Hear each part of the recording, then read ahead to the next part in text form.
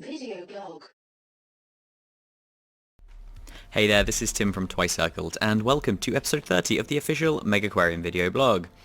Okay, so I'm going to show you a couple more of the guest needs today. You got a little preview last week, and I can announce now that they will be Thirst and Hunger.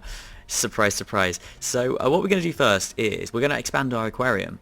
And we're going to be reactive. So even though, I do want to show you these things, I'm going to try and play somewhat realistically in that I'm not just going to whack them in. I'm going to actually kind of like see if, expand our aquarium the way we want to do it, see what happens, and then kind of build the items that fix these issues where they're needed. Oh, that's a pity. I thought I'd actually fix this wall thing. I thought these would actually go down instantly. That's a shame. I don't seem to have. Yeah. Okay, well, still working on that. I do like these new walls, though. So, what we're going to do is if we go kind of vertical for a little bit, what we want to do is we want to kind of almost send a path around the back here, like this. And for now, let's just kind of move our benches maybe along this wall here.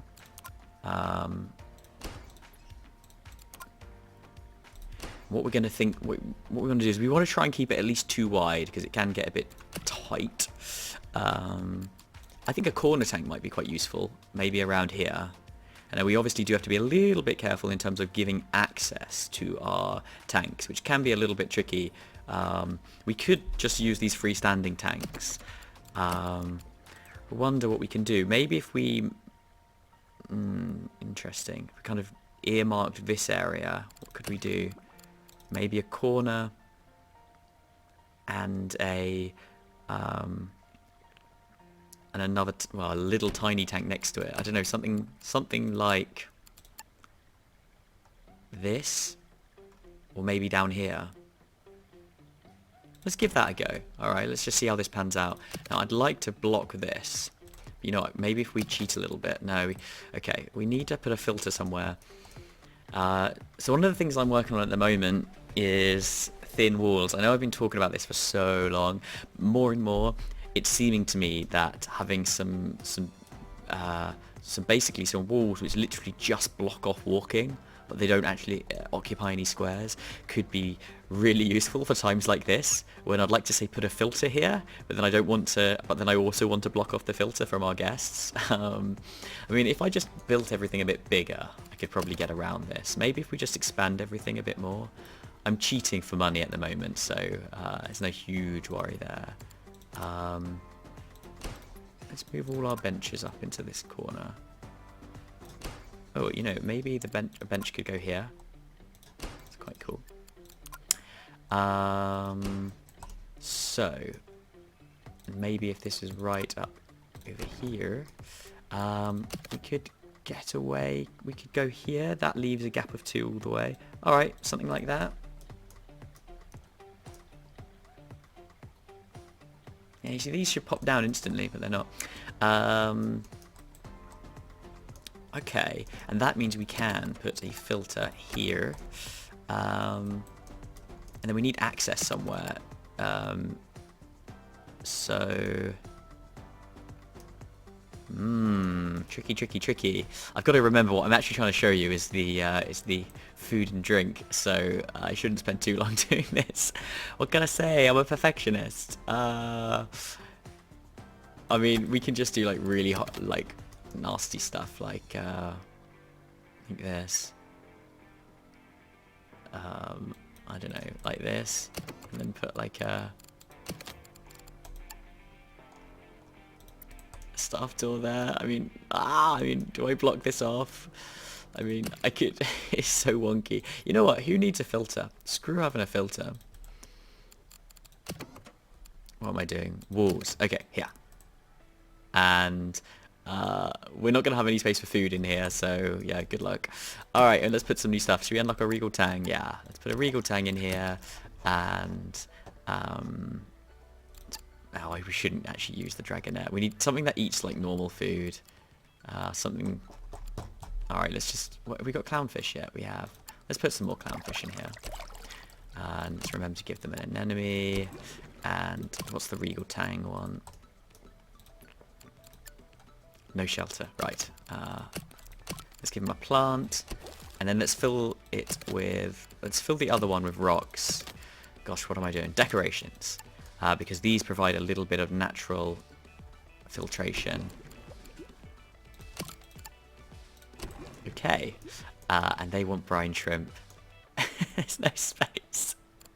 Alright, what we'll do is we'll open this out a little bit. Where's the staff door? Is it this one? No, it's this one. And then we'll put a little brine shrimp thing here. Okay, both of these guys eat brine shrimp. That's quite, look, it's almost like I planned it. I didn't. Alright guys, so now we're right near the end of the day, but it doesn't really matter. We'll see what happens. Oh, tank is overcrowded. So this is what, do you remember 2 episodes ago I was talking about, you know, you can click on these portraits now. So that was quite a quick way of discovering that this tank here is overcrowded. This is the one where we have a set, and they like to be in a shoal of at least 4. So really they need to move into a bigger tank, which is a little unfortunate. But go on, let's quickly do that. We'll just have to get this big tank here. No space.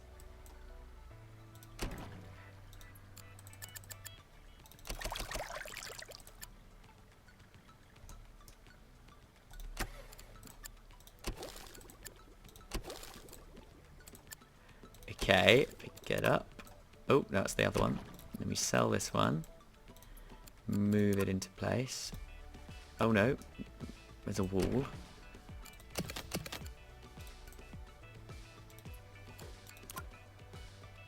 Oh, we put the filter in the wrong place.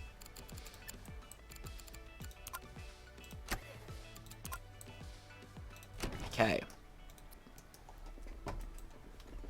Go get them mussels. Okay, so let's speed it up and let's see what happens to see if anybody has any additional guest requirements or needs.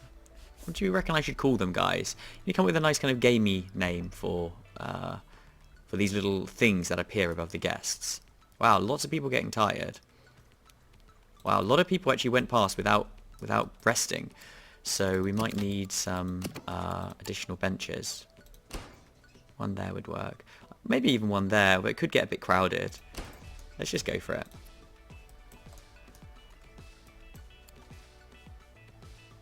Wow, did we just go for another entire day? Loads of people weren't fed. Well, look, I don't want to waste too much time doing the whole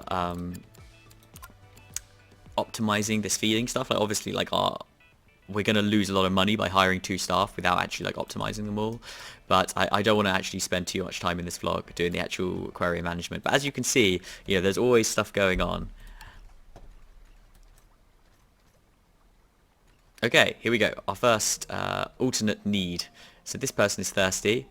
It does take them a little while to... In fact, you know what? I just realized I tweaked the mechanics a little bit since last time I showed you, which does mean that there's a bit more of a gap between them kind of getting tired. What they tend to do is they'll get tired first, and then once they've had a sit down and we've gone around a little bit more, that's when they start to get thirsty. Just like in real life, really. So this person is thirsty, so I think we want to sort that out. And it's happening around here, so I think it'd be really cool to put some stuff here. I'm also going to put an extra bench in here.